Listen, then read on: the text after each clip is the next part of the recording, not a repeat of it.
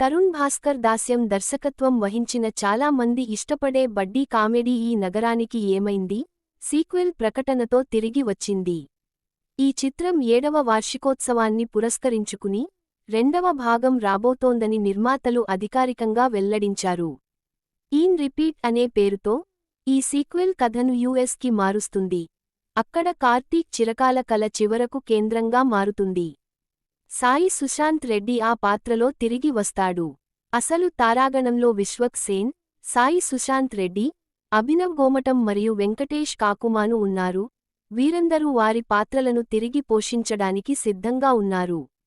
Suresh productions ఈ చిత్రాన్ని నిర్మిస్తోంది. Yes originals సహ నిర్మాతలుగా చేరాయి.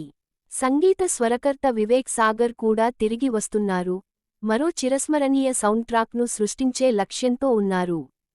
ప్రీ ప్రొడక్షన్ జరుగుతోంది మరియు షూటింగ్ త్వరలో ప్రారంభమవుతుంది. ఈసారి ఈ పిచ్చి కొత్త మార్గాన్ని తీసుకోనుంది.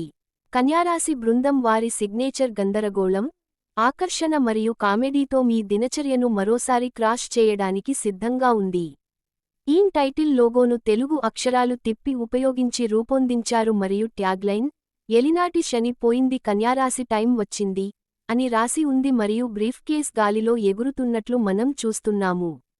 ఇవన్నీ అత్యంత ప్రజాదరణ పొందిన మరియు ప్రియమైన స్నేహితుల గ్యాంగ్తో మరొక సరదా రైడ్ను సూచిస్తాయి. సురేష్ బాబు, సృజన్ యరబోలు, సందీప్ నాగిరెడ్డి ఈ ట్రావెల్ బడ్డీ కామెడీని నిర్మిస్తున్నారు. Original movie composer Vivek Sagar కూడా సంగీత స్వరకర్తగా తిరిగి వచ్చారు మరియు అందరికీ గుర్తుండిపోయే మరో సరదా ట్రిప్ను మేకర్స్ హామీ ఇస్తున్నారు.